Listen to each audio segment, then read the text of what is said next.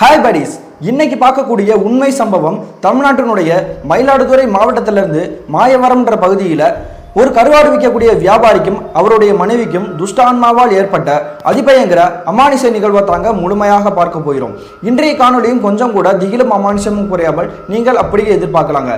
இது போல உங்களுடைய லைஃப்லையும் ஏதாவது திகில் நிகழ்வுகள் நடந்துருந்துச்சுன்னா இந்த மின்னஞ்சலுக்கு ஷேர் பண்ணலாங்க. ஒருவேளை அது கஷ்டமாக இருந்துச்சுன்னா கீழே டிஸ்கிரிப்ஷனில் இன்ஸ்டாகிராம் லிங்க் கொடுத்துருக்கேங்க, அதில் போயிட்டு வாய்ஸ் நோட்டாக கூட ஷேர் பண்ணலாங்க. இது வரைக்கும் நம்ம சேனலை சப்ஸ்கிரைப் பண்ணாதவர்களாக இருந்தால் சப்ஸ்கிரைப் பண்ணிட்டு பக்கத்தில் இருக்க பெல் பட்டனையும் சேர்த்து கிளிக் பண்ணிக்கோங்க. நான் உங்கள் Afsar, welcome to Afsar investigation.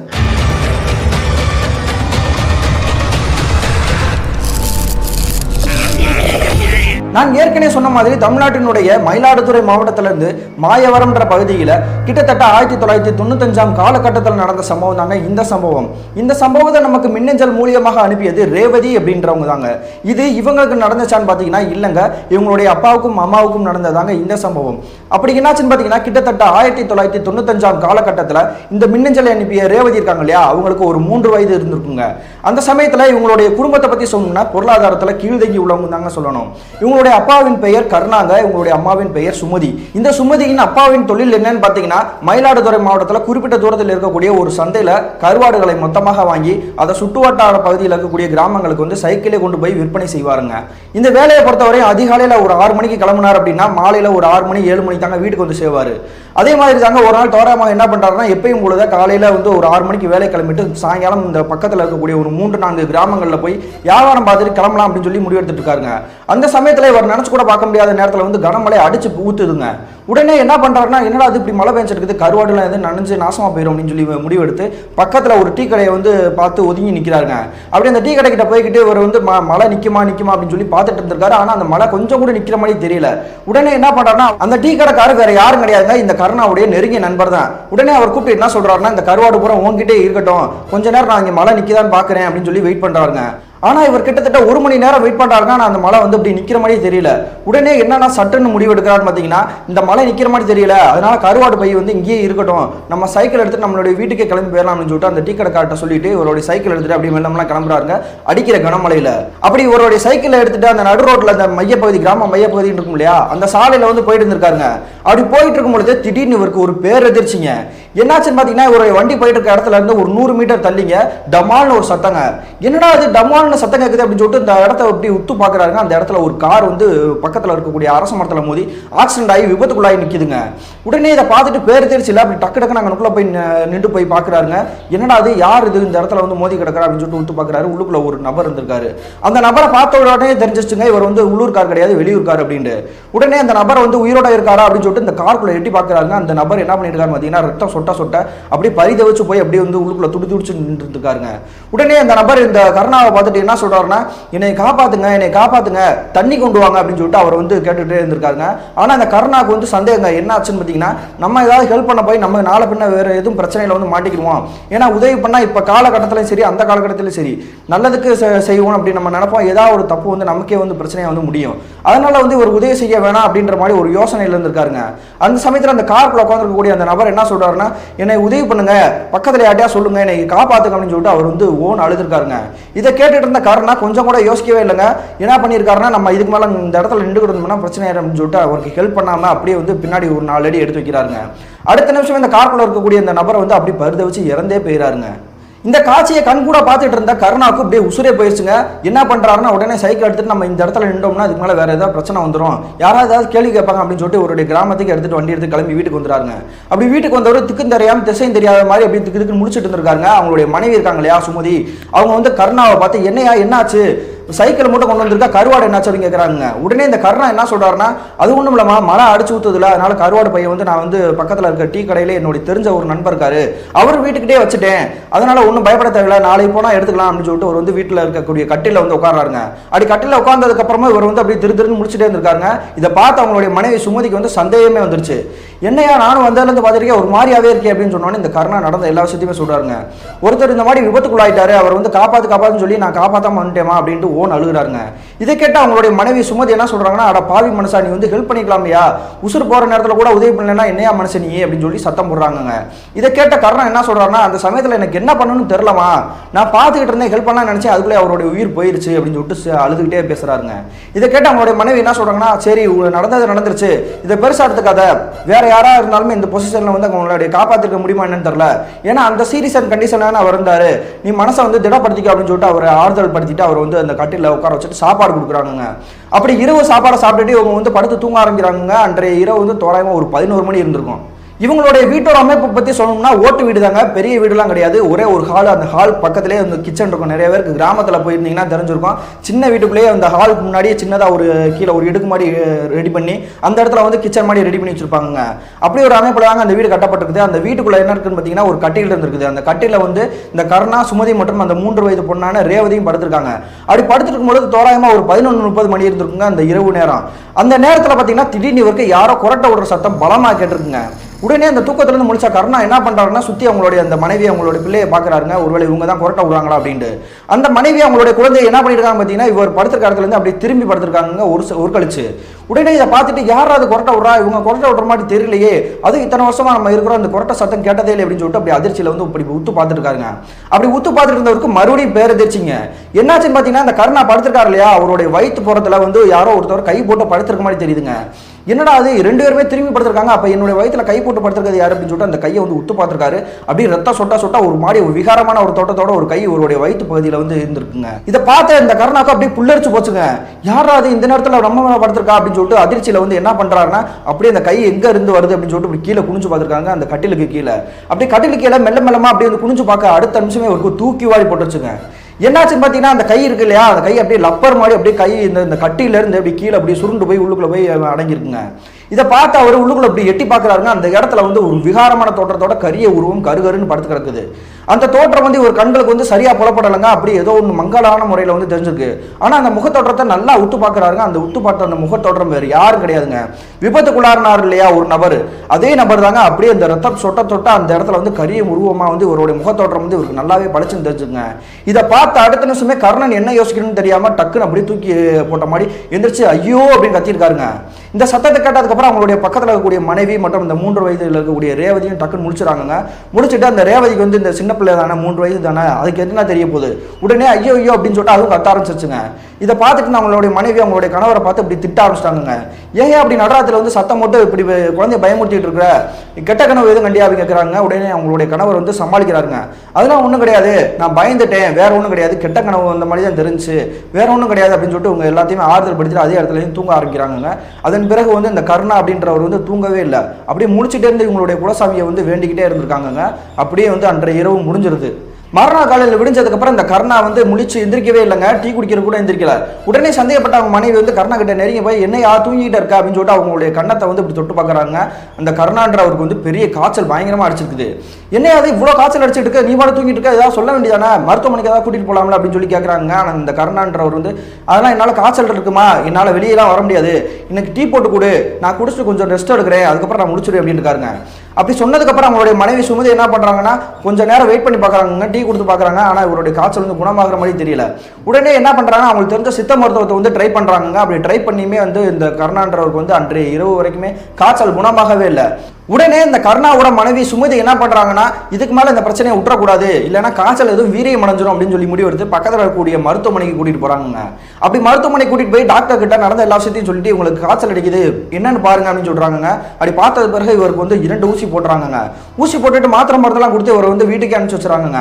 அப்படி வீட்டுக்கு வந்த கருணா வந்து அன்றைய இரவே வந்து குணமாயிருவாரான்னு பார்த்தீங்கன்னா, கிட்டத்தட்ட 1 வார காலகட்டமாக வந்து இவருக்கு காய்ச்சல் பயங்கரமா கொதின்னு கொதிச்சிருக்குங்க. காலையில் கூட நல்லா இருப்பாருங்க, மதியத்துக்கு மேலே வந்து இவருக்கு வந்து காய்ச்சல் உடம்பு முடியாமல் வந்துடும். அந்த மாதிரியே வந்து இவருடைய உடம்பு வந்து கண்டிஷன் அப்படியே மாறிட்டே இருந்திருக்குங்க. அதுக்கு பிறகு என்னாச்சுன்னு பார்த்தீங்கன்னா, இவங்களுக்கு தெரிஞ்ச உறவினர் ஒருத்தவங்க உங்க வீட்டுக்கு யதார்த்தமாக வந்திருக்காங்க. அப்படி வீட்டுக்கு வந்தவங்க இந்த கருணாவை பார்த்துட்டு, நீ ஒன்றும் பயப்படாதமா, அவன் எதுவும் இருட்டுக்குள்ளேலாம் வேலைக்கு போறான்ல, சுடுகாட்டு பாதை அந்த மாதிரி பாதையில் வந்து வேலைக்கு போறதுனால வந்து எதுவும் காட்டுக்கர் பண்ணியிருக்கோம், நீ பக்கத்தில் கோயில் ஏதாவது இருந்துச்சுன்னா அங்கே போய் விபூதி போட்டு வந்துரு, அப்படி போட்டு வந்தேன்னா குணமாயிரம் சொல்லி சொல்றாருங்க. அவர் சொல்றது சரிதானே அப்படின்னு சொல்லி முடிவெடுத்த சுமதி என்ன பண்றாங்கன்னா, கருணாவை கூட்டிட்டு போய் பக்கத்தில் இருக்கக்கூடிய ஒரு கோயிலில் போய் அவங்களுக்காக இந்த அர்ச்சனை எல்லாம் பண்ணி முடிச்சுட்டு விபூதி வச்சுட்டு வீட்டுக்கே கூட்டிட்டு வந்துடுறாங்க. அப்படி வீட்டுக்கு கூட்டிட்டு வந்த பிறகு இவருக்கு வந்து காய்ச்சல் படிப்படியாக குணமாகி இவர் வந்து இயல்பான முறையில் வந்து மாறிட்டாருங்க இந்த கர்ணா அப்படின்றவர். அப்படி காய்ச்சல் குணமாகி கிட்டத்தட்ட ஒரு 2 நாட்களுக்கு பிறகு இவர் வந்து வியாபாரத்துக்கு போகாமல் இருக்காருங்க. இதை பார்த்துட்டு அவங்களுடைய மனைவி சுமதி இருக்காங்க இல்லையா, அவங்களுக்கு வந்து பெரிய சந்தேகம் வந்துருச்சுங்க. என்னையா நானும் பார்த்துட்டு இருக்கேன், உனக்கு வந்து குணமாயிடுச்சு, ஆனால் நீ கருவாடு பையை வந்து நீ அந்த டீ கடையிலே வச்சுட்டு வந்துட்ட, கிட்டத்தட்ட ஒரு வார காலகட்டத்திற்கு மேலே ஆயிடுச்சு, ஆனால் இன்னுமே நீ அதை போய் எடுக்காம இருக்க, வியாபாரத்துக்கு போகாமல் இருக்க அப்படின்னு சொல்லிட்டு சத்தம் போட ஆரம்பிச்சிருக்காங்க. இதை கேட்ட கர்ணன் என்ன சொல்றாருன்னா, இல்லம்மா எனக்கு உடம்பு இப்போதான் சரியா இருக்கு, இன்னும் 2 நாள்ல போயிரு அப்படின்னு இருக்காங்க. உடனே இதை கேட்ட மனைவி என்ன சொல்றாங்கன்னா, மறுபடியும் சத்தம் போட ஆரம்பிச்சிருக்காங்க. என்னையா பேசிக்கிட்டு இருக்க, கருவாடு வந்து நீ வாட்டுக்கு அங்கக்குள்ள போட்டு வந்துட்ட, வேற யாராவது தூக்கிட்டு போயிட்டாங்கன்னா என்ன பண்ணுவ, யாருமே இந்த காலத்தில் நம்ப முடியாது, ஒழுங்கா அந்த கருவாடு பையை எடுத்துட்டு வந்துட்டு நீ வீட்டில் போட்டுட்டு கூட இன்னும் ஒரு 2 நாள் கழிச்சு கூட நீ வியாபாரத்தை போய்க்கோயா, நான் ஒன்றும் சொல்ல மாட்டேன்னு சொல்லி ஒரு திட்டி அனுப்பிச்சுக்கிறாங்க. அதுக்கு பிறகு மனைவி சுமதி சொல்றது சரியா தான் இருக்கும் அப்படின்னு சொல்லி முடிவு எடுத்துட்டு ஒரு சைக்கிள் எடுத்துட்டு அந்த கருவாடு பைய ஒரு டீ கடையில் வச்சாரு இல்லையா, அந்த கிராமத்துக்கு போயிறாருங்க. அப்படி அந்த கிராமத்துக்கு போயிட்டு டீ கடையில் போயிட்டு ஏதாவது விசாரிக்கலாமான்னு யோசிக்கிறாரு. ஆனா இவர் பார்த்தது வந்து யாருக்குமே தெரியாது இல்லையா, அதனால இதை விசாரிக்க கூடாது, அவங்களா ஏதாவது சொல்லட்டும் அப்படின்னு சொல்லிருக்காக அந்த டீ கடையை டீ சாப்பிட்டு உட்காந்துருக்காங்க. அப்படி உட்காந்துருக்கும் பொழுது இவருடைய நண்பரான அந்த டீ கடைக்காரர் என்ன சொல்லியிருக்காருன்னா, நீ கிட்டத்தட்ட ஒரு வார காலகட்டத்துக்கு முன்னாடி இந்த மழை பெய்யறப்ப வந்து நீ கருவாடு பையை வந்து வச்சுட்டு போன இல்லையா, அந்த இடத்துல வந்து சரியான ஒரு ஆக்சிடென்ட்பா, அதுல வந்து ஒருத்தர் வந்து தடிச்ச கண்ணாடி போட்ட ஒரு நபர் வந்து இறந்தே போயிட்டாரு, நல்ல வேளை நீ அதை பார்க்கலையா அப்படின்னு கேட்கிறாருங்க. இதை கேட்ட கர்ணா என்ன சொல்றாருன்னா, இல்லையா நான் பார்க்கவே இல்லையே, எனக்கு எதுவுமே தெரியாது, நான் வீட்டுக்கு போயிட்டேன் அப்படின்றாருங்க. அப்படி நடந்த எல்லா விஷயத்தையும் கேட்ட பிறகு இவர் என்ன பண்றாருன்னா, அந்த கருவாடு பை இருக்கு இல்லையா, அந்த கருவாடு பையை சைக்கிளை கட்டி வச்சுட்டு இவருடைய ஊருக்கே கிளம்பி போலாம் அப்படின்னு சொல்லி முடிவு எடுக்கிறாருங்க. அப்படி கிளம்பிட்டு இருக்கும் பொழுது இவருக்கு என்ன தோணுது அப்படின்னா, நம்ம வந்துட்டோம், பக்கத்துல கிராமம் நிறைய இருக்குதுல, அங்கே போய் வியாபாரம் பார்த்துட்டோம்னா இன்னைக்கு கொஞ்சம் நம்ம கைக்கு காசு வரும் அப்படின்னு சொல்லி முடிவு எடுத்து பக்கத்தில் இருக்கக்கூடிய கிராமத்துல எல்லாம் ஒரு சில வியாபாரம்லாம் பார்த்து முடிச்சுட்டு ஒரு அன்றைய மாலை வந்து ஒரு 6:30 மணி அளவுல வந்து வீட்டுக்கு கிளம்பலாம்னு சொல்லி முடிவு எடுத்து வீட்டுக்கு வந்துட்டு இருக்காருங்க. அந்த கிராமத்தை சாலையில சைக்கிள போயிட்டு இருக்கும்போது அந்த கர்ணாக்கு வந்து எந்த ஒரு பயமே இல்லைங்க, இயல்பான முறையில் தான் போயிட்டு இருக்காரு. ஆனா அந்த கார் விபத்துக்குள்ளாச்சு இல்லையா, அந்த அரச மரம், அந்த மரத்துக்கிட்ட நெருங்கும் பொழுது இவருக்கு வந்து லைட்டா ஒரு பொறி தட்டி இருக்குங்க. இந்த இடத்துல தானே நம்மளை வந்து ஒருத்தர் இறந்து போனாரு அப்படின்னு சொல்லிட்டு அந்த நிகழ்வு பூரா ஒரு மனசுக்குள்ள கொண்டு வந்திருக்காரு. அப்படி கொண்டு வந்திருக்கும் பொழுதே இவருக்கு வந்து திடீர்னு ஒரு அதிர்ச்சி உண்டாயிருக்குங்க. என்னாச்சுன்னு பார்த்தீங்கன்னா, அன்றைய இரவு வந்து இவருடைய உடம்பு மேலே வந்து யாரோ கையை போட்டது, கீழே குனிஞ்சு பார்த்தப்போ ஒரு கரிய உருவம் தெரிஞ்சது, எல்லாமே வந்து யோசிச்சுக்கிட்டே அந்த இடத்துல வந்து சைக்கிள் அப்படியே உருட்டிக்கிட்டே போயிட்டு இருந்திருக்காருங்க. அப்படி போயிட்டு இருக்கும் பொழுது இவருக்கு பேருதேச்சிங்க. அப்படி என்னாச்சுன்னு பார்த்தீங்கன்னா, அவர் சைக்கிள் போயிட்டு இருக்க இடத்துல இருந்து ஒரு 100 மீட்டர் தாண்டி தாங்க அந்த அரச மரம் வந்துருக்குது. அந்த அரச மரத்துக்கிட்ட பார்த்தீங்கன்னா யாரோ ஒரு நபர் வந்து அப்படி இந்த இருட்டுக்குள்ள வந்து அப்படி ஒரு ஓரமாக நின்றுகிட்டு இருந்திருக்காங்க. அந்த நபரை வந்து இவர் உத்து பார்த்துருக்காருங்க. என்னடா அது இந்த நேரத்தில் வந்து இந்த இடத்துல யார் இருக்க போறா அப்படின்னு சொல்லிட்டு உத்து பார்த்துருக்காங்க. அப்படி உத்து பார்த்துட்டு இந்த சைக்கிளை வந்து அப்படி மெல்ல மெல்ல அப்படி ஓட்டிட்டு கொஞ்சம் முன்னாக்கி போயிட்டு இருக்காங்க. அப்படி முன்னாக்கி போயிட்டு இருக்கும்போது அந்த மரத்து பக்கத்தில் நெருங்கி இருப்பாருங்க. அந்த நபரை வந்து உத்து பார்க்குறாரு. அப்படி உத்து பார்த்த அடுத்த நிமிஷமே இவருடைய வாழ்நாள நினைச்சு கூட பார்க்க முடியாத காட்சி ஒரு கண்ணு முன்னாடி தெரியுதுங்க. அப்படி என்னாச்சுன்னு பார்த்தீங்கன்னா, அந்த அரச மரத்துக்கிட்ட இருக்க அந்த நபர் வேற யாரும் கிடையாதுங்க, அதே இந்த கார் விபத்துல ஒருத்தர் இறந்து போனார் இல்லையா, அதே நபர் தாங்க. அப்படியே அன்றைய இரவு எப்படி இருந்தாரோ அதே ரத்தத்தோட அப்படியே கொடூரமான முறையில வந்து கோரமான தோட்டத்துல இவர் கண்ணு முன்னாடி அப்படி தத்துரூபமா தெரிஞ்சிருக்காருங்க. அப்படி இந்த தெரிஞ்ச காட்சியை பார்த்துட்டு இவர் இந்த கர்ணா அப்படின்றவர் என்ன பண்றாருன்னா, இது மனிதன் கிடையாது, இது ஆன்மா தான் அப்படின்னு புரிஞ்சுக்கிட்டு டக்குன்னு இந்த இடத்துல நம்ம இருக்கக்கூடாது, இருந்த வேற ஏதாவது பிரச்சனை உண்டாக்கிறோம்னு சொல்லிட்டு அந்த சைக்கிள் எடுத்துட்டு கொஞ்சம் வேகமா கிளம்பலாம்னு முடிவு எடுக்கிறாருங்க. ஆனா அடுத்த நிமிஷமே இந்த கர்ணாவுக்கு கொலையை நடுங்கக்கூடிய ஒரு நிகழ்வு நடந்துச்சுங்க. அப்படி என்ன நடந்துச்சுன்னு பாத்தீங்கன்னா, அந்த சைக்கிளை தாண்டிட்டு அந்த உருவத்தை தாண்டி இவர் கிராஸ் பண்ணி வந்துட்டு இருக்காரு இல்லையா, அப்படி வந்துட்டு இருக்கும் பொழுது இவருடைய சைக்கிள் அப்படி முன்னாடி நகர்த்தி போயிட்டு இருக்காரு இல்லையா, அந்த நகர்த்தி போயிட்டு இருக்க இடத்துல வந்து இவருடைய சைக்கிள் பின்னாடி இருக்கக்கூடிய கேரியில யாரோ விருட்டன் முடிச்சிருந்த மாதிரி தெரிஞ்சுங்க. உடனே பேரதிர்ச்சியில இப்படி திரும்பி பாக்குறாருங்க. அந்த இடத்துல வந்து இவருடைய இந்த கருவாடு சாக்கு பை இருக்கு இல்லையா, அந்த பை வந்து அப்படி கருவாடு அப்படி செதறி கிடக்குதுங்க. இதை பார்த்து அடுத்த நிமிஷமே இவருக்கு வந்து கொலையை நடுங்கி போயிடுச்சுங்க. சுத்தி முத்தி பார்க்கறாரு, வேற யாரும் கிடையாது. ஆனா அந்த கரிய உருவம் அந்த அரச மரத்துக்கிட்டே அப்படியே உருன்னு பார்த்துட்டு இவரை பார்த்து அப்படி முளைக்கிற மாதிரி விகாரமா நின்று இருக்குங்க. இதை பார்த்துட்டு இருந்த கருணாக்கு அப்படியே வேர்த்து வடவடக்க ஆரம்பிச்சிச்சுங்க. இதுக்கு மேல இந்த இடத்துல நம்ம நின்றுகிட்டு இருந்தோம்னா நம்ம உசுரே போயிடும், கருவாடு தானே போனா போயிட்டு போட்டோம் அப்படின்னு சொல்லிட்டு இந்த சைக்கிளை மட்டும் எடுத்து நம்ம எப்படியா தப்பிச்சா பொழச்சா போதும் அப்படின்னு சொல்லிட்டு இவருடைய குலதெய்வத்தை வேண்டிட்டு அந்த சைக்கிள் எடுத்துட்டு அப்படியே கிளம்பி வந்திருக்காருங்க. அப்படி வீட்டுக்கு கிளம்பி வந்த கருணா என்ன பண்றாருன்னா, அவங்களுடைய மனைவி கிட்ட நடந்த எந்த விஷயத்தையுமே சொல்லாம இவருடைய அந்த கட்டில போய் எப்பயும் போல யதார்த்தமா உட்காந்துருக்காருங்க. அப்படி உட்கார்ந்தது பிறகு அவங்களுடைய மனைவி என்ன பண்றாங்கன்னா, அந்த சாக்கு பையை வந்து கொண்டு வந்தா எப்பயுமே வீட்டுக்குள்ள கொண்டு வருவாரு, ஆனா வீட்டுக்குள்ளே கொண்டு வரலையே அப்படின்னு சொல்லிட்டு வெளியே போய் பாக்குறாங்க. அந்த சைக்கிள் மட்டும் தனியா நின்று இருக்குது. என்னடா சைக்கிள் மறுபடியும் நிக்குது, அந்த கருவாடை கொண்டே வரல அப்படின்னு சொல்லிட்டு உங்களுடைய கணவர் பார்த்து சண்டை போடவே ஆரம்பிச்சிட்டாங்க. என்னையா நான் எத்தனை தடவை சொல்லியிருக்கேன், மறுபடியும் இந்த கருவாடை பையன் நீ வச்சுட்டு வந்துட்டேயா, ஏன் அப்படி பண்ணிட்டு இருக்க அப்படின்னு சொல்லிட்டு சத்தம் போட ஆரம்பிச்சிருக்காங்க. அப்படி சத்தம் போட்ட பிறகு அவங்களுடைய கணவர் என்ன சொல்றாருன்னா, இல்லம்மா எனக்கு இன்னைக்கு தலை சுத்திருச்சு, ஆனால் நான் சைக்கிள்ல போற வழியிலே வந்து கீழே விழுந்துட்டேன், வேற என்ன பண்றேன்னு தெரியல, அதனால என்னால முடியுமா என்னன்னு தெரியலன்றனால என்னுடைய நண்பர்கிட்ட இங்கேயே பை இருக்கட்டும், நாளைக்கு நான் வாங்கிக்கிறேன் அப்படின்னு சொல்லிட்டு அப்படியே சைக்கிளை மட்டும் எடுத்துட்டு கிளம்பி வீட்டுக்கு வந்துட்டேமா, என்னை இதை திட்டாதம்மா, நானே ரொம்ப வருத்தத்துல பயத்துல இருக்கேன் அப்படின்றாருங்க. இதை கேட்டு அவங்க மனைவிக்கு வந்து பெரிய குழப்பங்க. இருந்தாலுமே அவங்க மனைவி என்ன நினைக்கிறாங்கன்னா, சரி வெளியே போயிட்டு வந்திருக்காரு, அவருக்கு ஏற்கனவே உடம்பு முடியாம இருக்குது, அதனால இது மேலே பேசி அவர்கிட்ட வந்து சண்டை இழுக்க வேணாம் அப்படின்னு சொல்லிட்டு அவரை வந்து நீ கட்டில படுத்துக்கோயா, நான் சாப்பாடு ரெடி பண்றேன்னு சொல்லிட்டு அவங்களுடைய கிச்சன் அந்த பக்கத்துல இருக்கு இல்லையா, அந்த இடத்துக்கு போய் சமைக்க ஆரம்பிச்சிட்டாங்க. ஆனா அதுக்கு பிறகு இந்த கர்ணா அப்படின்றவர் என்ன பண்ணியிருக்காருன்னா கட்டில் அப்படி படுத்துட்டே அவங்க மகள் பக்கத்தில் இருக்கு இல்லையா 3 வயது குழந்தை இந்த ரேவதி அப்படின்றவங்க, அந்த ரேவதின்ற பொண்ணு வந்து உங்ககிட்ட வந்து நல்லா நெருங்கி பேச வந்திருக்குங்க அப்பா அப்பா அப்படின்னு செல்லமா. ஆனா இவர் என்ன பண்ணியிருக்காருன்னா அந்த ரேவதின்ற பொண்ணை வந்து பக்கத்தில் நெருங்க விடாம இவரா ஏதோ ஒரு நினைப்பை நினைச்சிட்டு மனசுக்குள்ளேயே வந்துட்டு வாய் வர்ற மாதிரி பேசிட்டு இருந்திருக்காருங்க. இதை பார்த்துட்டு தான் அவங்களுடைய மனைவி வந்து பக்கத்தில் நெருங்கி வந்து பார்த்துருக்காங்க. அந்த சமயத்தில் கூட அந்த கர்ணா அப்படின்றவர் வந்து தனக்கு தானே பேசிட்டு இருந்திருக்காருங்க. உடனே மனைவி என்ன பண்றாங்கன்னா என்னையா பண்ணிட்டு இருக்கா, நானும் வந்து கவனிச்சிட்டு இருக்கிறேன், நீ ஒரு மாதிரியாவே நடந்துட்டு இருக்கா, கிட்டத்தட்ட ஒரு வார காலகட்டமா வந்து நீ சரியாவே இல்லை, பாப்பா பக்கத்துல வந்து நெருங்கி வந்து பேசிட்டு இருக்குது, நீ அதை கூட பேசாம நீ என்ன பண்ணிருக்க அப்படின்றாங்க. உடனே இதை கேட்ட கர்ணா அப்படின்னு ஓன் அழுக ஆரம்பிச்சிட்டாங்க. என்னையா நான் கேட்டுட்டு இருக்கேன் திடீர்னு அழுக ஆரம்பிச்சிட்டு அப்படின்னு கேட்டதுக்கப்புறம் கர்ணா வந்து என்ன சொல்றாருன்னா என்னை வந்து ஏதோ ஒரு பேய் பயமுறுத்துற மாதிரி தெரியுது, இந்த வீட்டில் பேய் இருக்குமா அப்படின்றாருங்க. உடனே இதை கேட்ட மனைவி சுமதிக்கு வந்து சிரிப்பே வந்துருச்சுங்க. என்னையா விளாண்டுட்டு இருக்க, பேய் இருக்கு பிசாசு இருக்குன்னு இருக்க, கிண்டல் பண்ணிட்டு இருக்கா அப்படின்னு கேட்குறாங்க. உடனே இதை கேட்ட கர்ணா என்ன பண்றாருன்னா நான் சத்தியமா சொல்றேன் இந்த இடத்துல பேய் இருக்குது, அந்த கார் விபத்துல அந்த ஒருத்தர் இறந்து போனார்ல அவரோட ஆன்மா தான் இந்த வீட்டில் இருக்குது, எனக்கு பயமா இருக்குமா, நம்ம குழந்தைய கூப்பிட்டு வேற எங்கேயாவது போயிடலாமா அப்படின்றாருங்க. இதை கேட்ட மனைவி என்ன பண்றாங்கன்னா பக்கத்துல சாமி போட்டா பக்கத்துல இருக்க விபூதி எடுத்து அவருடைய நெத்தியிலே பூசி விட்டுட்டு நீ ஒன்றும் பயப்படாத, நீ ஏதோ பார்த்து பயந்துட்ட போல, நீ பெசாம படு, உனக்கு எந்த பிரச்சனையும் வராது அப்படின்னு சொல்லி இவர் வந்து படுத்து தூங்க வைக்கிறாங்க. ஆனா இதோட பிரச்சனை முடிஞ்சாலும் பாத்தீங்கன்னா அந்த கணவன் மனைவிக்கு அன்றைய இரவே இந்த வீட்டில் பெரிய ஆன்மா இருக்கு அப்படின்றத வந்து உறுதிப்படுத்தக்கூடிய ஒரு நிகழ்வு நடக்குதுங்க. அப்படி என்ன நடந்துச்சுன்னு பாத்தீங்கன்னா அன்றைய நள்ளிரவு தோராயமா ஒரு 2 மணி இருந்திருக்குங்க. அந்த சமயத்துல கர்ணாவோட மனைவி சுமதிக்கு வந்து ஏதோ பாத்ரூம் போகணும் அப்படின்றக்காக கொல்லப்புறம் பின்னாடி தான் இருக்குது வீட்டுக்கு பின்னாடி, அதனால வந்து எந்திரிச்சிட்டாங்க. அப்படி எந்திரிச்சு அவங்களுடைய மனைவி என்ன பண்ணாங்கன்னா வீட்டோட வாசலை திறந்துட்டு பின்னாடி கொல்லப்புறத்துல பாத்ரூம் போயிட்டு உங்களுடைய வீட்டுக்குள்ள அப்படி நுழையலாம் அப்படின்னு ட்ரை பண்ணியிருக்காங்க. அப்படி ட்ரை பண்ணும்பொழுது அந்த வீட்டு வாசல் முன்னாடி நின்றுக்கிட்டு யாரோ அங்கிட்டு இங்கிட்டு முன்னுமினுமா நடந்து போயிட்டு இருக்காங்க. நடந்து போயிட்டு இருக்க நபரை பார்த்துட்டு இவங்க என்ன நினைக்கிறாங்கன்னா நம்மளுடைய கணவர் கர்ணாவா தான் இருக்கும், அவர் தான் அப்படி நடந்து போயிட்டு இருக்காரு, அவன் பாத்ரூம் ஒன்று நினைப்பாரு போல அப்படின்னு சொல்லிட்டு இவங்க சத்தம் போடுறாங்க. என்னங்க உங்களுக்கும் பாத்ரூம் போகணுமா, வெளியே போகணுமா, வாங்க அப்படின்னு சொல்லி கூப்பிடுறாங்க. ஆனா அந்த நபர் வந்து என்ன சொல்றாருன்னா எனக்கு போகல, நீ தான் உள்ள வா, எனக்கு பிரச்சனை கிடையாது, நீ வீட்டுக்குள்ள வா அப்படின்ற மாதிரி ஒரு சத்தம் விகாரமா கேக்குதுங்க. உடனே உங்களுடைய மனைவி என்ன பண்றாங்கன்னா இது நம்மளுடைய கணவரோட குரலே கிடையாது, இது யாரோ ஒரு குரல் மாதிரி இருக்குது அப்படின்னு சொல்லிட்டு அந்த வீட்டோட கதவு இருக்கு இல்லையா அந்த நிலக்கதவை வந்து அப்படி திறந்து லைட்டா உள்ள எட்டி பாக்குறாங்க. அப்படி வீட்டோட கதவை திறந்து எட்டி பார்த்தா சுமதிக்கு வாழ்நாள நினைச்சு கூட பார்க்க முடியாத ஒரு காட்சி மறுபடியும் தெரியுதுங்க. அப்படி என்ன நடந்துச்சுன்னு பாத்தீங்கன்னா அந்த வீட்டோட நிலக்கதவை திறக்கிறாங்க இல்லையா அதுக்குள்ள இருக்கிறது வந்து அவருடைய கணவரே கிடையாதுங்க, யாரோ ஒரு நபர் தத்ரூபமா இருக்கிறாரு. அந்த நபரோட தோற்றத்தை பத்தி சொல்லணும்னா நல்ல தடிமனான ஒரு உருவம் தாங்க, கண்ணாடி போட்டு நல்லா இம் பண்ணி அங்கிட்டு நடந்து போயிட்டு இருக்காரு. இதை பார்த்த சுமதிக்கு வந்து என்ன நினைக்கிறாங்கன்னா யார் இது, இந்த நம்மளோட வீட்டுக்குள்ள அப்படி டிப்டாப்பா இன் பண்ணி வந்து ஒரு நபர் போயிட்டு இருக்காரு, யாரா இருக்கும் அப்படின்னு சொல்லிட்டு உங்களுக்கு வந்து ஏகப்பட்ட சந்தேகங்க.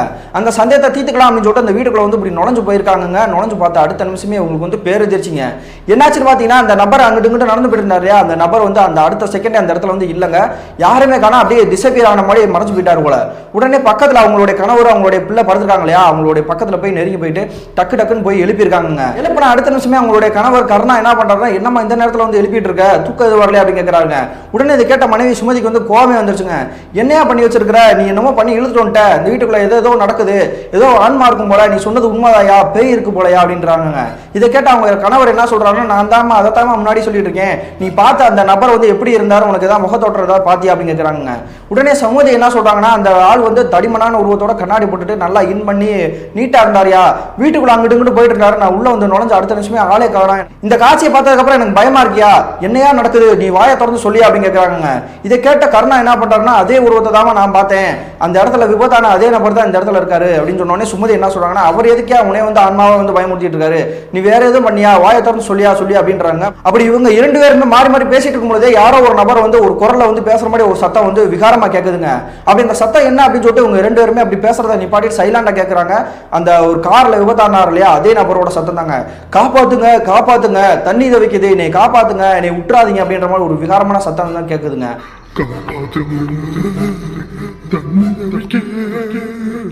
உடனே சத்தத்தை கட்டிட்டு அவங்களுடைய மனைவி வந்து என்ன பண்றாங்கன்னா ஓன் அழுக ஆரம்பிச்சிட்டாங்க. ஏன்னா பக்கத்துல வந்து 3 வயது குழந்தை வேற இருக்குது. பயந்துருவேன் அப்படின்னு சொல்லிட்டு அந்த குழந்தையை தூக்கிக்கிட்டு நீ வீட்டில் கடந்தா கடை, நான் எங்கிட்ட போறேன் அப்படின்னு சொல்லிட்டு கோச்சுக்கிட்டு அந்த வீட்டோட கதவை திறந்து உங்களுடைய பக்கத்துல இருக்கக்கூடிய சுற்றி வட்டாரத்தில் இருக்க மக்கள் இருப்பாங்க இல்லையா அவங்களுக்கு தெரிஞ்ச ஒரு வீட்டுக்கு வந்து உள்ள நுழைஞ்சிட்டாங்க. அப்படி நுழைஞ்சதுக்கு அப்புறம் அவங்களுடைய பக்கத்துல இருக்கக்கூடிய வீட்டுக்காரங்க வந்து என்ன ஏது இம்மா இந்த நேரத்தில் வந்திருக்கு அப்படின்னு சொல்லி என்னென்னமோ கேட்கறாங்க. ஆனா அவங்க எதுவுமே சொல்லல. பாப்பா வந்து நீங்க பாத்துக்கோங்க, காலையில வந்து நான் பேசுறேன் அப்படின்னு சொல்லி முடிவு எடுத்துட்டு அவங்களுடைய அந்த 3 வயது குழந்தை ரேவதி இருக்காங்க இல்லையா அவங்க அந்த பக்கத்து வீட்டிலே விட்டுட்டு இவங்க வந்து வீட்டுக்கே கிளம்பி வந்துட்டாங்க. அப்படி வீட்டுக்குள்ள கிளம்பி வந்ததுக்கப்புறம் அவங்களுடைய கணவர்கிட்ட வந்து நீ என்னையா பண்ண, இந்த வீட்டுக்குள்ள என்னென்னமோ நடக்குது, முதல்ல வீட்டை விட்டு வெளியே வாயா அப்படின்னு சொல்லிட்டு வீட்டோட கதவை பூட்டிட்டு வீட்டு வாசல்லே உட்காந்துருக்காங்க. அன்றைய நள்ளிரவு தோராமா ஒரு 2:30 மணி இருந்திருக்குங்க. அந்த சமயத்துல வீட்டோட வாசலுக்கு முன்னாடி வெளியே தான் உட்காந்துருக்காங்க. அப்படி பேசிட்டு இருக்கும்பொழுது இந்த சுமதின்றவங்க என்ன பண்ணிருக்காங்கன்னா அவங்களுடைய கணவர்கிட்ட மறு கேட்கறாங்க, என்னையா நடந்துச்சு, உண்மையா ஓப்பனா சொல்லியா, வேற எதுவும் நடந்துச்சா, எனக்கு ரொம்ப பயமா இருக்கியா அப்படின்னு கேட்டதுக்கப்புறம் அவங்களுடைய கணவர் வந்து அப்படியே உம்முனா இருக்காருங்க. உடனே இதை பார்த்த சுமதிக்கு வந்து சந்தேகம் வந்துருச்சுங்க. நீ இப்பெல்லாம் நிற்க மாட்ட, நீ ஏதோ விஷயத்தை என்கிட்ட வந்து மறைக்கிற, உண்மையிலே எனக்கு என்ன நடந்துச்சு அப்படின்னு கேட்குறாங்க. மறுபடியும் துருவி இதை கேட்டதுக்கப்புறம் அவங்களுடைய கணவர் ககனா இருக்காரு இல்லையா, அவர் என்ன சொல்றாருன்னா அப்பதாங்க நடந்த உண்மையான விஷயம் எல்லாத்தையுமே அப்படியே புட்டு வைக்கிறாரு. அப்படி என்ன சொல்லியிருக்காருன்னா, அன்றைய இரவு நல்லா மழை பெஞ்சிட்டு இருக்கிறதுனால கருவாடு பையை வந்து டீ கடை காட்ட கொடுத்துட்டு என்னோட சைக்கிளை மட்டும் எடுத்துட்டு வந்துட்டு இருந்தேல, அன்னைக்கு நடந்தது வந்து விபத்துல வந்து இறந்து போனான்னு சொன்னேல, அது எல்லாமே போய் அவர் வந்து விபத்துல இறக்கல, அவர் வந்து கொலை பண்ணிட்டாங்க அப்படின்றாருங்க. இது கேட்ட சுமதிக்கு தூக்கி வாரி போட்டுருச்சுங்க. என்னையா சொல்ற, கொலை பண்ணிட்டாங்களா, என்னையா நடந்துச்சு அப்படின்னு கேட்குறாங்க. உடனே இந்த கருணா இருக்காரு இல்லையா, அப்பதாங்க நடந்த எல்லா விஷயத்தையுமே சொல்றாரு. அப்படி என்ன சொல்லியிருக்காருன்னா, அந்த இடத்துல வந்து கார் விபத்தானது உண்மைதான், ஒரு மரத்துல போய் மோதினது உண்மைதான். ஆனா அப்படி மோதுறதுக்கான காரணம் வந்து இந்த கார் வந்துட்டு இருக்கும் பொழுதே ஒரு நபர் வந்து இடையில குறுக்க வந்திருக்காருங்க. அப்படி குறுக்க வந்ததுக்கு அப்புறம் அந்த கார் வந்து அப்படி விலகணும் அப்படின்றக்காக வந்து இந்த ஸ்டேரிங் வந்து அப்படி திருப்பி இருக்காங்க. திருப்பின அடுத்த நிமிஷமே மரத்துல போய் மோதிருக்கு. மோதின அடுத்த நிமிஷமே ஒரு 3-4 வாலிபர்கள் வந்து முகமூடி போட்டிருப்பாங்க உலக. இவர் வந்து முகத்தொடரம்லாம் நல்லா பார்க்கவே இல்லை, நல்லா இது எல்லாமே வேடிக்கை தாங்க பார்த்துட்டு இருந்திருக்காரு. அந்த 4 நபர்களும் வந்து உள்ளுக்குள்ள இருக்கக்கூடிய அந்த கண்ணாடி போட்டுக்க அந்த தரிமனான ஒரு நபர் இருந்திருக்காரு இல்லையா, அந்த நபரை வந்து மாறி மாறி சதக்குன்னு வெட்ட ஆரம்பிச்சிருக்காங்க. அப்படி வெட்ட ஆரம்பிச்சதுக்கு அப்புறம் இந்த காட்சியை பூரா அந்த வியாபாரி வந்து பார்த்துட்டு தானே இருக்காரு.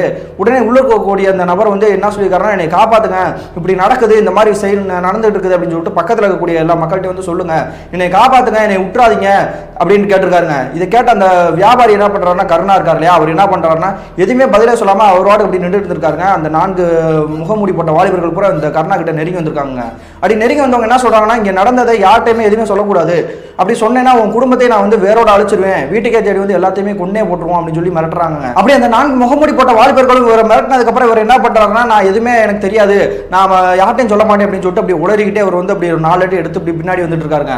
அடுத்த நிமிஷமே அந்த முகமூடி போட்டவங்களுமே வந்து அந்த இடத்துல இருக்கக்கூடாது அப்படின்னு சொல்லிட்டு அவங்களுமே கிளம்பி போயிட்டாங்க. அந்த சமயத்தில் வந்து அந்த காருக்குள்ள இருக்கக்கூடிய அந்த கண்ணாடி போட்ட நபர் என்ன பண்றாருன்னா, இந்த கருணா வந்து அப்படி உத்து பார்த்துருக்காருங்க. அப்படி பரிதவிச்சு போய் பரிதாபமா என்னை காப்பாத்துங்க தண்ணி தவிக்குது அப்படின்னு கேட்டிருக்காருங்க. இந்த காட்சி எல்லாத்தையும் பார்த்துட்டு இருந்த கருணாக்கு வந்து ஹெல்ப் பண்ணணும்னு கொஞ்சம் கூட தோணலங்க. ஏன்னா நம்மளை ஏதாவது பண்ணிடுவாங்க, நம்மளை கொண்டுருவாங்க அப்படின்னு சொல்லி பயந்துகிட்டு அந்த இடத்த கிளம்பலாம் அப்படின்னு சொல்லிட்டு முடிவு எடுத்திருக்காருங்க. அந்த சமயத்தில் இந்த காருக்குள்ள இருக்கக்கூடிய அந்த கண்ணாடி போட்ட அந்த நபர் வந்து அப்படியே ஒரு கண் கூட பார்த்துட்டு இருக்காங்க. அந்த சமயத்திலே வந்து இப்படி பெருமூச்சு விட்டு மாதிரி விட்டு அவருடைய உயிர் அதே இடத்துல பிரிஞ்சு போயிருக்குங்க.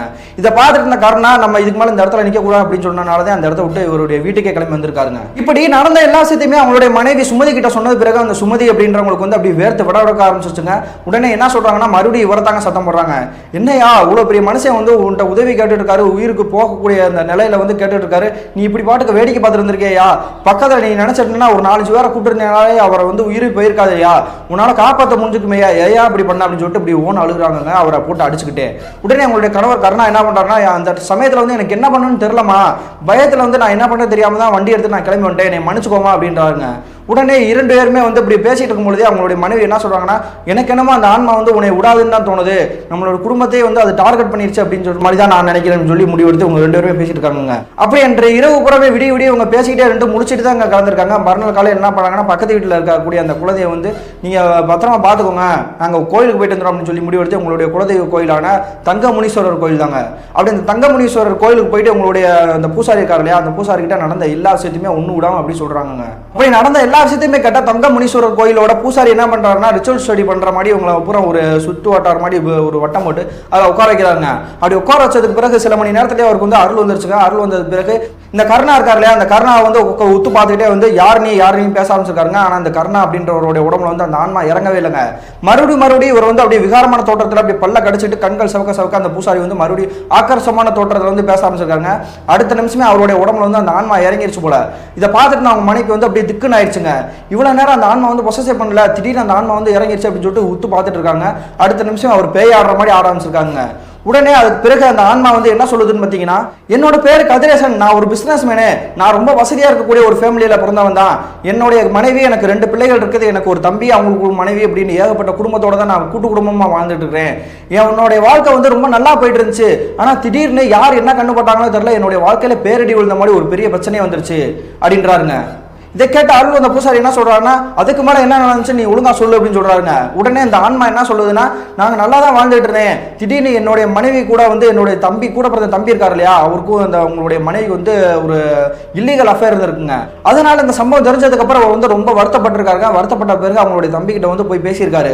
இவர் நீ பண்ற தப்புடா, இப்பெல்லாம் பண்ணக்கூடாது அப்படின்னு சொல்லி பேசியிருக்காருங்க. அவருடைய தம்பி திருந்துற மாதிரி தெரியல. உனக்குமே திருமணம் ஆயிடுச்சு, உன்னுடைய மனைவி உன்னோட குழந்தைகள் இருக்கலாம், அதை பார்த்துக்க வேண்டியதாடா, என்னோட வாழ்க்கையை ஏன்டா கெடுக்கிற அப்படின்னு சொல்லிட்டு எவ்வளவு தடவை அவர் வந்து கெஞ்சி பார்த்து பார்த்துருக்காங்க. ஆனால் அவருடைய தம்பி திருந்துற மாதிரி தெரியல. இதுக்குமே நம்ம அந்த பிரச்சனையை விட்டா சரியா வராது அப்படின்னு சொல்லிட்டு உங்களுடைய தம்பியோடைய மனைவி, உங்களுடைய குழந்தைகள் இருக்காங்க இல்லையா, அவங்களோட குடும்பத்துக்கு போய் எல்லா விஷயத்தையுமே சொல்லியிருக்காங்க. அப்படி சொன்ன பிறகு அவங்களுடைய தம்பியோட மனைவி என்ன பண்ணிருக்காங்கன்னா, இனிமேல் என்னோட பிள்ளைகள் வந்து உங்க வீட்டிலே வளராது, நான் பிரிஞ்சு போயிடுறேன் அப்படின்னு சொல்லிட்டு அவங்க தம்பி கிட்ட வந்து டைவர்ஸ் வாங்கிக்கிட்டு அவங்களுடைய கணவர் அப்பா அம்மா இருக்காங்க இல்லையா, அவங்களுடைய அப்பா அம்மா வீட்டுக்கே கிளம்பி போயிட்டாங்க. அதன் பிறகு தனிமையில இருந்த அவங்களுடைய தம்பி என்ன பண்ணியிருக்காருன்னா, என்னுடைய வாழ்க்கை இப்படி தலைகீழா மாறின காரணமே என்னுடைய அண்ணன் தான், அவனுடைய குடும்பத்தை நான் அழிக்கணும் அப்படின்னு சொல்லி முடிவெடுத்துட்டாங்க. 4 இளைஞர்களை செட் பண்ணி இந்த கதிரேசன் அப்படின்றவர் வந்து போட்டு தள்ளி ஆகணும் அப்படின்னு சொல்லி முடிவெடுத்துட்டாங்க. அன்றைய இரவு வந்து ஆளை அனுப்பி வச்சு போட்டு தள்ளி இருக்காரு. இப்படி நடந்த எல்லா விஷயத்தையுமே சொன்ன பிறகு இந்த கதிரேசன் அப்படின்ற ஆன்மா வந்து இப்படி கெஞ்சி அழுதுருக்குங்க. என்னுடைய வாழ்க்கையில வந்து நான் ரொம்ப சந்தோஷமா இருந்தேன், என்னுடைய பிள்ளைகள் என்னோட குழந்தைகள் அப்படின்னு சொல்லிட்டு எந்த பிரச்சனையும் இல்லாம தான் இருந்தேன், எல்லாத்தையுமே கெடுத்துட்டான் என்னோட தம்பியை வந்து நான் கொல்லாம இந்த இடத்த விட்டு நான் போக மாட்டேன் அப்படின்னு சொல்லி இப்படி அடம் பிடிக்குதுங்க. உடனே இதை கேட்ட அருள் அந்த பூசாரி என்ன சொல்றாருன்னா, இதுக்கு மேலே உன்னை விட மாட்டேன், இந்த இடத்த விட்டு நீ ஒழுங்கா கிளம்பி போயிரு, நீ பழி வாங்குறா இருந்தா வேற வழியில பழி வாங்கிக்கோ, இது என்னுடைய குழந்தை, நான் உன்னை வந்து வேடிக்கை பார்த்துட்டு இருக்க மாட்டேன் அப்படின்னு சொல்லிட்டு ஒரு ஆக்ரோஷமான துணியில தாங்க பேசுறாரு. உடனே அருள் அந்த பூசாரி என்ன சொல்றாருன்னா, உனக்கு இன்னும் ஒரு நாள் அவகாசம் தரேன், அதுக்குள்ள உன்னுடைய உடம்பை விட்டு நீ போயிடணும், அப்படி போகல அப்படின்னா இதே இடத்துல வந்து உன்னை உரு தெரியாம அழைச்சிருவேன் அப்படின்றாருங்க. அதன் பிறகு அவருடைய உடம்புல இருந்து அந்த ஆன்மா வந்து அப்படி மெல்ல மெல்ல மறையிற மாதிரி டிசப்பியர் ஆகிற மாதிரி தெரிஞ்சிருங்க. அதன் பிறகு இயல்பான நிலைமையில மாறி இருக்காரு. உடனே அந்த அருள் அந்த பூசாரியுமே அந்த இயல்பான நிலையில் மாறின பிறகு அவங்க கிட்ட கையில வந்து எலுமிச்சம்பழ கண்ணி விபூதி எல்லாமே அடிச்சு விட்டுட்டு நீங்க வந்து பத்திரமா போயிட்டு வாங்க, நாளைக்கு கூட்டிட்டு வாங்க அப்படின்றாங்க. உடனே இதை கேட்ட சுமதி என்ன பண்றாங்கன்னா, என்ன சாமி இன்னைக்கு அந்த ஆன்மா வந்து நீங்க வந்து ஏதாவது பண்ணிருக்க வேண்டியதானே, இன்னும் ஒரு நாள் எதுக்கு அது டைம் கொடுத்துருக்கீங்க, எனக்கு இன்னுமே புரியல அப்படின்னு சொல்லி கேட்கறாங்க. இதை கேட்ட கோயில் பூசாரி என்ன சொல்றாருன்னா, அதுக்கு ஒரு காரணம் இருக்குமா, இன்றைய நாள் வந்து அமாவாசை, ஆன்மாக்கள் பேய்களுக்கு வந்து இன்றைய காலம் வந்து ஒரு மிகப்பெரிய சக்தி இருக்கக்கூடிய நாள் தான், அதனால இந்த ஒரு நாள் அவகாசம் கொடுத்தேன், நாளைக்கு வந்தீங்கன்னா நம்ம பூஜை பண்ணி அந்த ஆன்மா வந்து உடம்பு விட்டு நிரந்தரமா பிரிச்சிடலாம், உனக்கும் சரி உன்னுடைய கணவருக்கும் உன்னுடைய குடும்பத்துக்கும் சரி எந்த ஒரு பிரச்சனையும் இல்லாம அந்த ஆன்மா வந்து எதுவுமே செய்யாத அளவுக்கு நான் பாத்துக்கிறேன் அப்படின்னு தைரியமா போயிட்டு வாங்க அப்படின்றாங்க. இதை கேட்ட அவங்களுடைய மனைவி சுமதிக்கு வந்து ஆறுதல் அடைஞ்சாலுமே கொஞ்சம் பயத்தோட தாங்க இருந்திருக்காங்க. மறுபடியும் இந்த கோயில் பூசாரி என்ன சொல்லியிருக்காரா, நீங்க கவலைப்படாதீங்க, அந்த ஆன்மாவால உங்களுக்கு எந்த ஒரு பிரச்சனையுமே வராது, நான் கண்டிப்பா வந்து உங்களுக்கு எந்த பிரச்சனையுமே வராத அளவுக்கு தான் நான் உங்களை வந்து அனுப்பிச்சு வைக்கிறேன் அப்படின்றாங்க. அதன் பிறகு அந்த பூசாரி சொன்னதை நம்பிக்கையை ஏற்றுக்கிட்டு உங்க கணவர் மனைவி என்ன பண்றாங்கன்னா வீட்டுக்கே கிளம்பி வந்துடுறாங்க. அப்படி வீட்டு கிளம்பி வந்து அன்றைய இரவு பூரா பார்க்குறாங்க, அவங்களுடைய கணவர் வந்து இயல்பான நிலைமையில தான் இருந்திருக்காரு. அதன் பிறகு அவங்களுடைய குழந்தையுமே வந்து கூட்டிட்டு வந்து நல்லா வீட்டில் படுத்து சாப்பிட்டுட்டு அப்படி தூங்க ஆரம்பிச்சிருக்காங்க. மறுநாள் காலையில் விடிஞ்ச பிறகு கருணாவோட மனைவி சுமதி வந்து தூக்கத்துல இருந்து முடிச்சிருக்காங்க. ஒரு விடிய காலையில வந்து டீ போடுவாங்க இல்லையா, அதுக்காக முடிச்சிருக்காங்க. அப்படி முடிச்சு பாக்குறாங்க, அவங்களுக்கு வந்து பேரெதிர்ச்சிங்க. என்னாச்சுன்னு பாத்தீங்கன்னா, பக்கத்துல படுத்திருந்தாரு இல்லையா அவங்களுடைய கணவர், அந்த கணவர் வந்து காணாங்க. வீட்டோட வாசல் வந்து இப்படி திறந்து கிடக்குது. என்னது வீட்டோட வாசல் திறந்து இருக்குது, இது எப்போ திறந்துச்சு எப்போ போனாரு அப்படின்றதே தெரியலன்னு சொல்லிட்டு பக்கத்துல சுத்தி இருக்கக்கூடிய இடத்துல போல தேட ஆரம்பிக்கிறாங்க. ஆனா எங்கே தேடியுமே அவங்களுடைய கணவர் இருக்கிற மாதிரி தெரியல. உடனே சுற்றி இருக்கக்கூடிய கிராம பகுதியில் வந்து அவங்க குடியிருப்பாங்க இல்லையா, அவங்க எல்லாருமே சொல்லி தேட ஆரம்பிக்கிறாங்க. அப்படி தேட ஆரம்பிச்சதுமே ஒரு பிரயோஜனமே இல்லைங்க. அவங்களுடைய கணவர் எங்கே போனாரு என்ன பண்ணுறாருன்னு யாருக்குமே எதுவுமே தெரியல. அவ்வளோ நேரம் வெயிட் பண்ணி கிட்டத்தட்ட 1 மணி நேரம் கழிச்சு வந்து இவங்க எல்லாருமே வந்து இப்படி சோர்ந்து போய் இப்படி ஒரு இடத்துல வந்து உட்காந்துருக்காங்க. எங்கே போனாருன்னு தெரியல அப்படின்னு சொல்லிட்டு வருத்தத்தோட அப்படி உட்காந்துருக்கும் பொழுது அந்த கூட்டத்தில் இருக்கக்கூடிய ஒரு நபர் வந்து அங்கே ஒரு இடத்த வந்து கை காட்டி காட்டுறாருங்க. அங்கே பாருங்க அப்படின்றாருங்க. உடனே எல்லாருமே அந்த இடத்த பார்க்குறாங்க. அங்கே வர்றது வந்து வேற யாருமே கிடையாது, அந்த கர்ணா அப்படின்ற அந்த கருவடைக்கக்கூடிய வியாபாரி தான். உடனே அந்த வியாபாரி வந்து பக்கத்தில் அப்படி நெருங்கி வந்த பிறகு அந்த சுற்றி இருக்கக்கூடிய அந்த மக்கள் பூரா வந்து என்ன கேட்குறாங்கன்னா, எங்கேயா போன, உன்னைய தேடி எத்தனை பேர் வந்து அலைஞ்சிட்டு இருக்கோம், நீ எங்கே போனா என்ன பண்ணிட்டு இருக்கேன்னு எதுவுமே தெரியல அப்படின்னு சொன்னதுக்கப்புறம் அவர் வந்து இவங்க பேசுகிற எதுக்குமே பதில் சொல்லாமல் அப்படி விகாரமான முறையில் வந்து சிரிச்சுக்கிட்டு இவங்க வீட்டில் இருக்கக்கூடிய திண்ணையில் வந்து அப்படி சமன்கால் போட்டு அப்படி உட்காந்துருக்காருங்க உருண்டுக்கிட்டு. உடனே சுற்றி இருக்கக்கூடிய நபர்கள் பூரா என்னமாச்சு ஏன் இப்படி பண்ணியிருக்காங்க அப்படின்னு கேட்டதுக்கப்புறம் அவங்களுடைய மனைவி நடந்த எல்லா விஷயத்தையுமே ஒன்று விடாமல் புட்டு சொல்கிறாங்க. அப்படி சொன்ன பிறகு சுற்றி இருக்கக்கூடிய மக்கள் வந்து என்னமா சொல்கிற, இவ்வளோ நடந்திருக்குது, அன்றைய இரவு எங்களை ஏதாவது சொல்லிக்கலாம்ல, இதாவது பண்ணியிருப்போம்ல அப்படின்றாங்க. அடுத்த வார்த்தை உங்களுடைய மனைவி சுமதி பேசுறதுக்கு முன்னாடி அவங்களுடைய கணவர் கருணா அப்படின்ற ஒரு பேய் ஆடுற மாதிரி ஆட ஆரம்பிச்சிருக்காருங்க. அப்படி ஆட ஆரம்பிச்சவர் என்ன சொல்லியிருக்காரு பார்த்தீங்கன்னா, என்னுடைய வந்த வேலை வந்து முடிஞ்சிருச்சு, இனிமேல் உங்களோட குடும்பத்துக்கு யாருக்குமே எந்த தொந்தரவுமே பண்ண மாட்டேன் அப்படின்னு சொல்லிட்டு ஒரு ஆக்ரோஷமான தோணியில் வந்து சிரிக்க ஆரம்பிச்சிருக்குங்க. உடனே சுற்றி இருக்கக்கூடிய நபர்களுக்கு எதுவுமே புரியலங்க. ஆனால் உங்களுடைய மனைவிக்கு வந்து நல்லாவே புரிஞ்சிருக்குது. உடனே அவங்களோட மனைவி என்ன கேட்குறாங்கன்னா, நீ என்ன சொல்ற, என்ன நடந்துச்சுன்னு சொல்லு அப்படின்னு சொன்னதுக்கப்புறம், நீங்கள் வந்து ஒரு 3 கிராமம் தள்ளி ஒரு கிராமம் வந்து ஒரு கார் விபத்தாச்சு இல்லையா, அந்த கிராமத்தோட பேர் வந்து மென்ஷன் பண்ணலங்க, அந்த கிராமத்தோட பேரை சொல்லி அந்த கிராமத்தில் நீங்கள் போய் பாருங்க, அவங்க எல்லாருக்குமே தெரியும் அப்படின்றாருங்க. உடனே கருணா சொன்ன விஷயத்தை கேட்டால் சுற்றி இருக்கக்கூடிய நபர்கள் மட்டும் அவங்களுடைய மனைவி சுமதி இருக்காங்க இல்லையா, அவங்க வந்து அந்த 3 கிராமம் தள்ளி இருக்கக்கூடிய அந்த கிராமத்துக்கே போய் நெருங்கி போய் பார்க்குறாங்க. அப்படி நெருங்கி போய் பார்த்தா அவங்களுக்கு கொலையை நடுங்கி போயிடுச்சு. அப்படி என்ன நடந்துச்சுன்னு பார்த்தீங்கன்னா, அந்த கார் விபத்தாகி ஒரு நபர் வந்து கண்ணாடி போட்டு தடிமான ஒரு உருவத்தில் வந்து ஒருத்தர் இறந்து போயிருந்தார் இல்லையா, அதே இடத்துலங்க ஒரு கார் விபத்தாக இருக்குது. சுற்றி நிறைய மக்கள் வந்து கூடி வந்து வேடிக்கை பார்த்துருக்காங்க. பக்கத்தில் வந்து காவல் நிலையத்தில் இருக்கக்கூடிய நபர்கள் பூரா இருக்கிறாங்க. பக்கத்தில் நெருங்கி போய் பார்க்குறாங்க. அந்த காருக்குள்ள வந்து ஒரு நபர் வந்து அப்படியே ஆக்சிடென்ட் ஆகி ஒரு விகாரமான முறையில் வந்து கொடூரமாக வந்து ரத்தத்தோட அப்படி வந்து இறந்து கிடக்குறாருங்க. அதுக்கு பிறகுதாங்க இந்த சுமதி அப்படின்ற பொண்ணுக்கே தெரிஞ்சிச்சு அந்த ஆன்மா வந்து தான் செய்யக்கூடிய செயலை வந்து செஞ்சிருச்சு அப்படின்ற ஒரு பயத்தோடய வந்து அவங்களுடைய வீட்டுக்கே கிளம்பி வந்துட்டாங்க. அப்படி வீட்டுக்கு கிளம்பி வந்தது பிறகு அவங்களுடைய கணவர் இருக்காரு இல்லையா கர்ணா, அவர்கிட்ட வந்து கேட்டிருக்காங்க. அப்படி என்ன சொல்றாங்கன்னா, நீ தான் வந்த வேலையை முடிஞ்சிருச்சுல, இனிமே எங்களோட குடும்பத்தை ஏதாவது தொந்தரவு பண்ணாத, தயவு செஞ்சு எங்களை விட்டு போயிரு அப்படின்னு கேட்கறாங்க. அப்படி கேட்ட அடுத்த நிமிஷமே கர்ணாவோட உடம்புல இருக்கக்கூடிய அந்த ஆன்மா என்ன சொல்லுதுன்னா, நான் இனிமே உங்களோட குடும்பத்துக்கு எந்த ஒரு பிரச்சனையும் பண்ண மாட்டேன், என்னுடைய சாவுக்கான நீதி வந்து நான் வாங்கிட்டேன், இருந்தாலுமே உன்னுடைய கணவர் மேலே எனக்கு கோவம் தான், அவனோட உயிரை நான் வாங்கலாம் தான் நினைச்சேன், ஆனா குறுக்க வந்து தங்க முனீஸ்வரர் நிக்கிறாரு, அப்படி அவர் மட்டும் நிக்கல அப்படின்னா உன்னுடைய கணவரோட உயிரை சேர்த்து நான் எடுத்துட்டு போயிருப்பேன் அப்படின்னு சொல்லிட்டு ஆங்காரமான முறையில சிரிக்க ஆரம்பிக்கிறாருங்க. உடனே அவங்களுடைய மனைவி மட்டும் சுற்றி இருக்கக்கூடிய நபர்கள் வந்து பார்க்குறாங்க. பார்த்ததுக்கப்புறம் உடனே அவங்க வந்து இந்த கருணா கிட்ட வந்து என்ன சொல்றாங்கன்னா, நீ கோவப்படுறதெல்லாம் சரிதான், ஆனால் இவங்க வந்து குடும்பம் வந்து கஷ்டப்படுற குடும்பம், அதனால நமக்கு ஏதாவது பிரச்சனை வந்துருமே அப்படின்னு பயந்துட்டு அவங்க வந்து ஹெல்ப் பண்ணாமல் போயிருப்பாங்க தவிர மற்றபடி சுயநலமான முறையில் வந்து கிடையாது. அவங்கள உற்று சாமி அப்படின்னு சொல்லி இவங்க வந்து எல்லாருமே கெஞ்ச ஆரம்பிக்கிறாங்க. அப்படி கெஞ்ச ஆரம்பிச்ச பிறகு கருணாவோட உடம்புல இருக்கக்கூடிய ஆன்மா வந்து மனம் இறங்கி போயிருச்சுங்க. உடனே அந்த கருணாவோட உடம்புல இருக்கக்கூடிய அந்த ஆன்மா என்ன சொல்லுதுன்னா, உங்களுடைய குடும்பத்துக்கு எந்த ஒரு பிரச்சனையுமே வராது, நீங்க தைரியமா இருங்க, நான் இந்த இடத்த விட்டு போயிடுறேன், நிரந்தரமா போயிடுறேன் அப்படின்னு சொல்லிட்டு அப்படியே சிரிச்சுக்கிட்டே இருந்தது வந்து அப்படியே அவருடைய உடம்புல இருந்து டிசப்பியர் ஆயிடுச்சு போலங்க. அப்படியே அவர் வந்து மயக்கம் போட்டு விழுந்தாரு. அப்படி கருணா மயக்கம் போட்டு விழுந்த பிறகு கிட்டத்தட்ட ஒரு 1/4 மணி நேரம் கழிச்சு வந்து அவரை எழுப்பி வச்சுட்டு அவங்களுடைய முகத்துல வந்து தண்ணி தெளிச்சு வச்சுட்டு விபூதியை கொடுத்தாரு இல்லையா, அந்த தங்க முனீஸ்வரர் கோயிலில் விபூதி, அந்த விபூதியை விட்டுட்டு கையில எலுமிச்சம்பழத்தை பிடிச்சி அமைக்க வைக்கிறாங்க. அதன் பிறகு அவர் வந்து இயல்பான முறையில் வந்து மாறிட்டாருங்க. மாறின பிறகு வந்து அவருக்கு என்ன நடந்துச்சு எதுவுமே தெரியல. அதன் பிறகு அன்றையிலிருந்து இப்போ வரைக்கும் அவருடைய குடும்பத்துக்கு வந்து எந்த ஒரு ஆன்மாவாலையும் எந்த ஒரு பிரச்சனையும் இல்லாமல் இப்போ வரை நல்லா தான் இருக்காங்க. கிட்டத்தட்ட 1995 காலகட்டத்தில் என்னுடைய குடும்பத்துக்கு நடந்த பிரதர் அப்படின்னு சொல்லி இந்த மின்னஞ்சலை கொஞ்சம் கூட மாறாமல் எங்களுடைய அப்பா அம்மா பர்மிஷனோடய இந்த மின்னஞ்சலை உங்களுக்கு ஷேர் பண்ணியிருக்கேன் அப்படின்னு சொல்லி முடிச்சிருக்காங்க இந்த ரேவதி அப்படின்றவங்க. இந்த மின்னஞ்சலை என் பேர் ரேவதிக்கு ஒரு நன்றி சொல்லிக்கிறாங்க. இந்த சம்பவத்தில் நம்ம தெரிஞ்சுக்க வேண்டியது என்னன்னா, உதவி செய்யறதுங்கிறது வந்து ஒரு மகத்தான ஒரு புண்ணியமான ஒரு செயல் தாங்க. நம்ம ஒருத்தர் உதவி செஞ்சாதாங்க அதே உதவி நமக்கும் திரும்ப கிடைக்கும். நம்ம ஏதாவது ஒன்று எதிர்பார்த்து நம்ம வந்து உதவி செய்யறது வந்து மிகப்பெரிய தப்புங்க. நம்ம ஒருத்தர் உதவி செஞ்சோம் அப்படின்னா தான் நாளை பின்ன நமக்கு ஏதாவது ஒரு அவசரம் ஒரு பிரச்சனை அப்படின்னாலுமே இன்னொரு ஆள் வந்து நமக்கு உதவி செய்யக்கூடிய சூழ்நிலையை வந்து இந்த ஆண்டவன் உருவாக்கி தருவாங்க. மீண்டும் இது போன்ற தரமான சுவாரஸ்யமான த்ரில்லான நிகழ்வுடன் உங்களை சந்திக்கும் வரை நான் உங்கள் அப்சர்.